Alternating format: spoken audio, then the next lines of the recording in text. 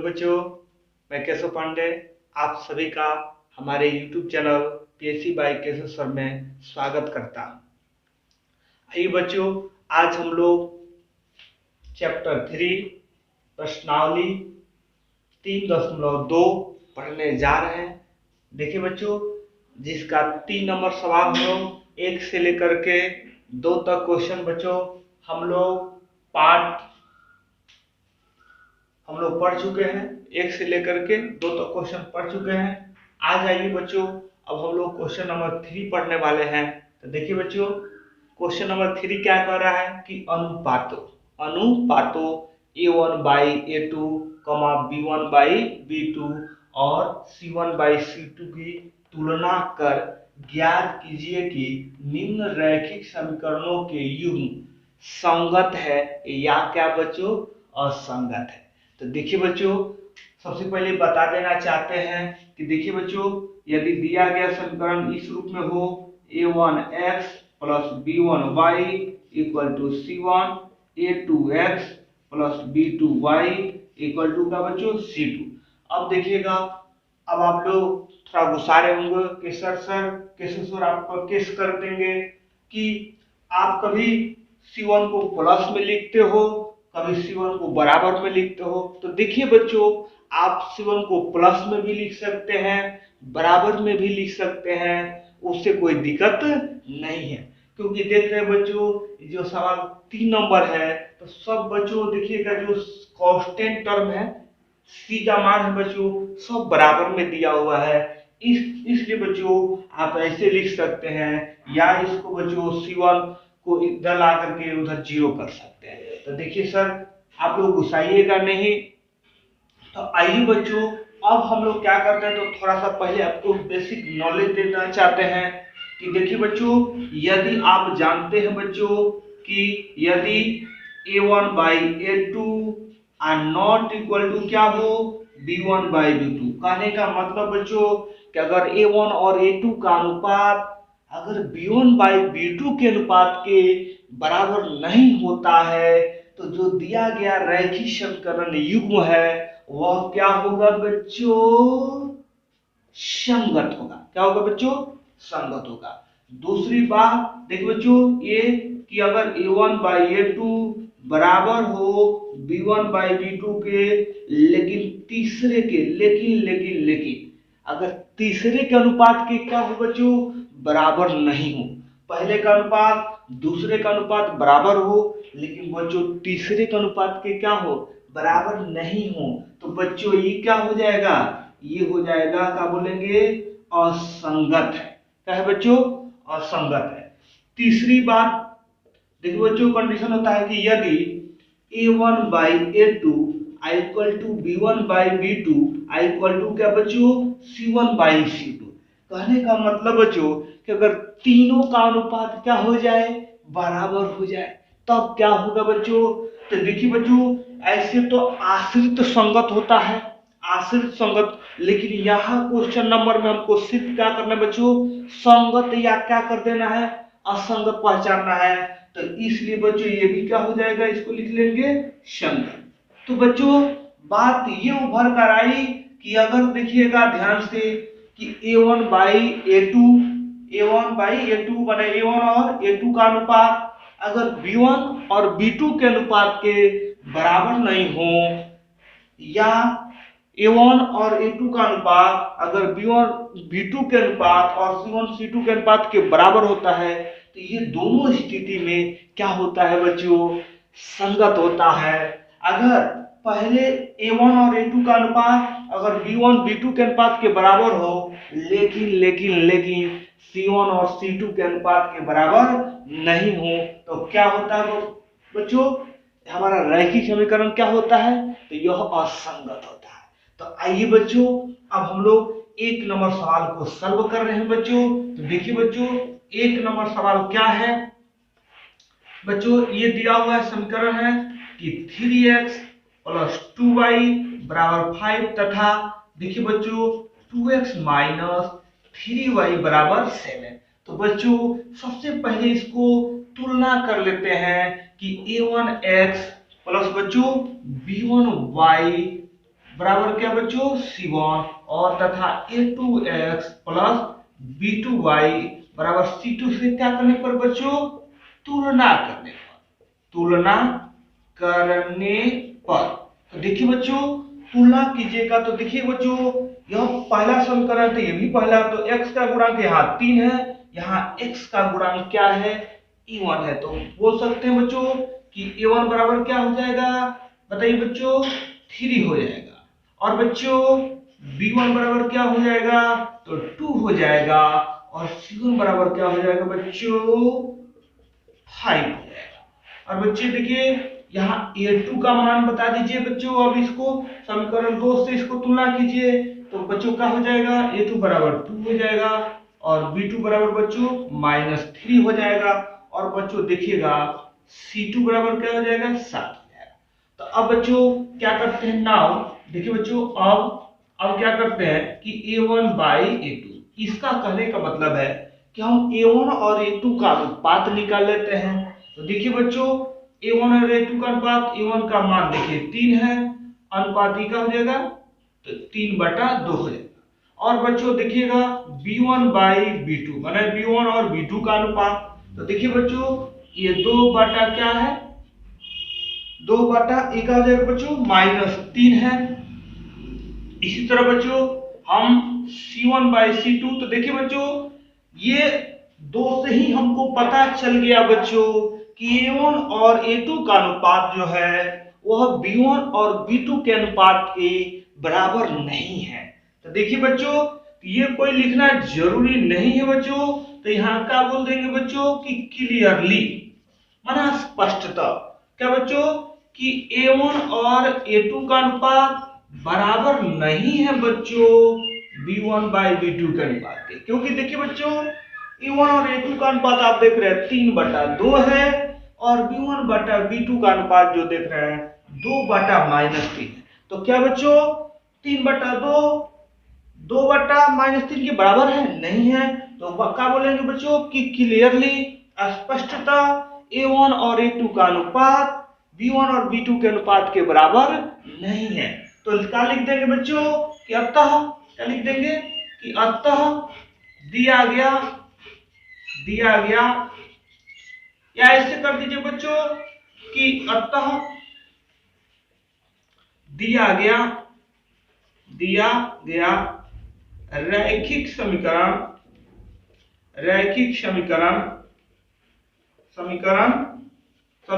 युग्म क्या है बच्चों, तो देखिए बच्चों ये पहला कंडीशन को शो कर रहा है तो क्या हो जाएगा युग्म संगत है, क्या है बच्चों संगत है। आइए बच्चों अब हम लोग सवाल 3 नंबर बना रहे हैं, 2 नंबर आप लोग ट्राई कीजिएगा, अगर बच्चों 2 नंबर नहीं आएगा तो फिर कमेंट करके बताइएगा, हम आपको बता देंगे। तो देखिए बच्चों आइए 3 नंबर सवाल देखिए क्या है बच्चों, 3 नंबर सवाल है 3/2x प्लस बच्चों 5/3 y बराबर क्या बच्चों 7। उसके बाद बच्चों ये है आपका 9x minus 10y equal to क्या बच्चों 40। तो देखिए बच्चों इसको किससे कंपेयर कर लेते हैं तुलना, A1x plus B1y equal to C1, A2x plus B2y equal to C2 से क्या करने पर बच्चों से तुलना करने पर। तो देखिए बच्चों तुलना कीजिएगा, तो देखिए बच्चों ये A1 का मान क्या हो जाएगा, क्योंकि x के गुणांक को बराबर कर रहा है, तो देखिए बच्चों ये क्या हो जाएगा, ये हो जाएगा आपका A1 बराबर 3/2 बच्चों B1 का मान बताइएगा, ये हो जाएगा आपका 5/3 C1 का मान बच्चों 7 हो जाएगा। उसके बाद इसी प्रकार बच्चों A2 का मान क्या हो जाएगा 9 हो जाएगा, B2 का मान क्या हो जाएगा बच्चों -10 हो जाएगा, और बच्चों C2 का मान क्या हो जाएगा आपका 14। तो देखिए बच्चों अब हम क्या कर लेंगे बच्चों A1 और A2 का अनुपात निकाल लेते हैं। तो देखिए बच्चों A1 का मान कितना है 3/2 है, अनुपात देखिए बच्चों A2 का मान कितना है 9। तो देखिए बच्चों 9 के नीचे 1 लगा लेंगे, तो देखिए बच्चों ये भाग है, तो इसको कैसे लिख सकते हैं 3/2 और गुणे का बच्चों 1/9। तो देखिए बच्चों 3 एकम 3, 3 तिरिका 9, तो क्या हो जाएगा बच्चों 1 में 1 से गुणा करेंगे तो 1 आई 2 3 6 हो जाएगा। उसके बाद देखिए बच्चों अब हम अनुपात निकाल लेते हैं B1 बाई B2 की, मतलब B1 और B2 का अनुपात निकाल लेते हैं बच्चों। देखिए बच्चों B1 का मान क्या है 5/3 है, अनुपात बच्चों B2 का मान देखिए बच्चों क्या है -10 है, यहाँ नीचे में 1 लगा लेंगे बच्चों। तो देखिए बच्चों ये 5/3 आई का हो जाएगा बच्चों, ये हो जाएगा आपका 1/-2। तो देखिए बच्चों ये 5 एकम 5, 5 दूना 10। तो देखिए बच्चों 1 में 1 से गुणा कीजिए तो 1 आई बच्चों 3 दूना 6। अब बच्चों ये माइनस जो है नीचे है उसको बीच में लगा देते हैं। तो देखिए बच्चों A1 और A2 का अनुपात निकल गया, B1 और B2 का अनुपात निकल गया। इसी प्रकार निकाल लेते हैं बच्चों, देखिएगा C1 और C2 का अनुपात। तो देखिए बच्चों C1 का मान 7 है और C2 का मान कितना है बच्चों 14 है। तो 7 एकम 7, 7 दूना 14, तो क्या हो गया बच्चों 1/2। तो देखिए बच्चों आप थोड़ा सा ऑब्जर्व कीजिए कि इसमें देख रहे हैं कि A1 और A2 का जो अनुपात है 1/6 है, B1 और B2 का अनुपात 1/6 तो है लेकिन माइनस में। तो क्या बच्चों 1/6 माइनस 1/6 के बराबर है नहीं है। तो क्या बोलेंगे बच्चों कि क्लियरली क्या बोलेंगे स्पष्टतः बच्चों A1 बाई A2 बराबर A1 और A2 का अनुपात B1 और B2 के अनुपात के बराबर नहीं है। अब तीसरे को नहीं थी करेंगे, आपको 2 ही से पता चल गया।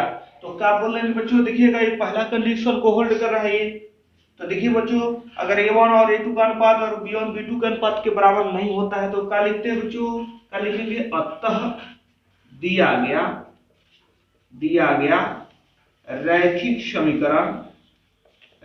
समीकरण युग्म क्या है बच्चों, क्या है संगत है। रैखिक समीकरण युग्म क्या है संगत है। तो आशा करते हैं कि बच्चों आप लोगों को 3 नंबर सवाल समझ में आया होगा। तो आइए बच्चों एक लास्ट और बताते हैं, इसका 5 नंबर सवाल बच्चों 4 नंबर आप लोग खुद ट्राई कीजिएगा, अगर नहीं आएगा तो अवश्य कमेंट कीजिएगा बच्चों। तो आइए बच्चों अब आप लोग वीडियो को पॉज करके या स्क्रीनशॉट करके आगे कर सकते हैं। तो आइए बच्चों अब हम आपको सिखाते हैं 4 नंबर सवाल बच्चों। देखिए बच्चों 4 नंबर सवाल क्या है बच्चों, तो देखिए बच्चों 4 नंबर आपका 5 नंबर, देखिए बच्चों 5 नंबर आपका सवाल है कि 4/3x प्लस 2y बराबर 8। आइए बच्चों ये है 2x प्लस 3y बराबर 12। तो देखिए बच्चों इसी तरह इसको हम क्या कर देंगे कि A1x plus B1y equal to C1 तथा A2x plus B2y equal to C2 से क्या करने पर बच्चों, C2 से तुलना करने पर। तो देखिए बच्चों तुलना करेंगे तो देखिएगा E1 का मान बच्चों ये हो जाएगा। तो देखिए बच्चों E1 का मान हो जाएगा आपका 4/3, B1 का मान हो जाएगा बच्चों क्या हो जाएगा 2 हो जाएगा। अब बच्चों C1 का मान आपका 8 हो जाएगा।